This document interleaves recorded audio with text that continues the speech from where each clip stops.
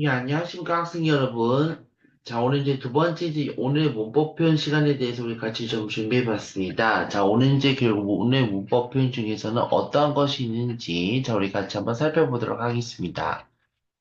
자, 우리가 영어 표현 중에서 우리가 기본적이라고 볼 수 있는 것이 이제 바로 because하고 because of하고 due to의 의미에 대해서 살펴보는 것이 무엇보다도 중요합니다. 근데 우리가 보통 이제 because하고 because of하고 due to는 이건 결국 이제 뭐뭐 때문에 대한 소리 이제 많이들 하고 있죠.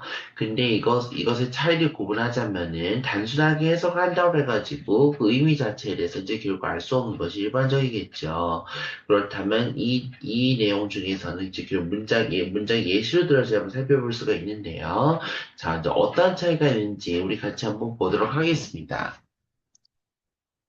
자, 우리가 여기서 이제 because하고 because를 넣어서 한번 예시를 한번 만들어 보았습니다. I have studied hard these days because there's exam coming tomorrow. 자, 이건 이제 결국 이제 뭐냐면 일단 여기서 I have studied hard의 의미에 대해서 이제 결국 알아야 될 필요가 있는 거죠. I have studied hard 같은 경우는 이건 결국 무슨 뜻일까요? 나는 그만큼 열심히 공부했대요. 얼마나 요즘 들어서. 왜냐하면, 여기서 그 왜냐하면 내용을 살펴보는 것도 중요한데요. 자, 뭐라고 했을까요?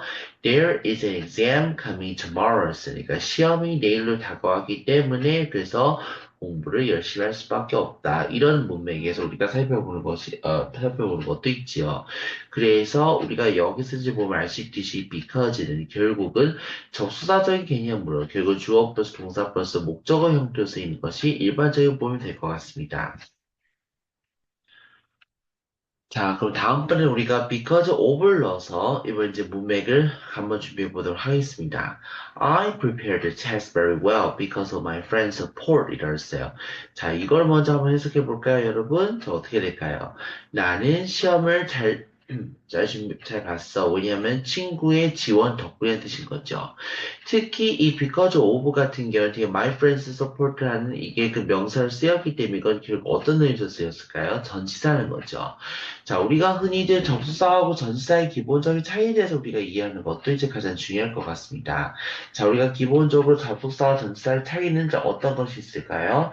전치사라고 한다는 것은 뒤에 이제 명사만 전되어 있는 것이 맞고, 접수사 같은 경우는 여기서 뒤에는 뭐가 들을까요? 주어 플러스 동사 플러스 목적어 형태로 오는 것이 일반적입니다. 그래서 이와 비슷한 표현 어떤 것이 있을까요? 이제 바로 due to라는 표현도 있겠습니다. 원래 이것은 우리가 due to하고 due는 의미상 봤을 때 차이가 있을 수밖에 없는데요. due라고 한다는 것은 결국 어떤 의미를 좀 많이 쓰였을까요? 그만큼 제출 기한이라는 뜻을 많이 쓰이고 있고요. 그래서 우리가 due to 같은 경우는 이거는 어떤 의미를 많이 쓰고 있을까요? 결국은 이것 역시 because of처럼 뭐뭐 때문에 대한 소리로 많이 쓰이고 있습니다. 자, 이제 오늘 이제 수고 이제 많이 하셨고, 우리 짧은 강의 10가지 진행할 예정이고요. 다음 시간에 제가 although, even though, in spite of의 그 구분법에 대해서 우리 같이 한번 설명드리도록 하겠습니다. 제 유튜브에 반드시 구독과 좋아요 눌러주셔야지만이 저에게 가장 힘이 됩니다. 자, 수고 많으셨습니다. 감사합니다.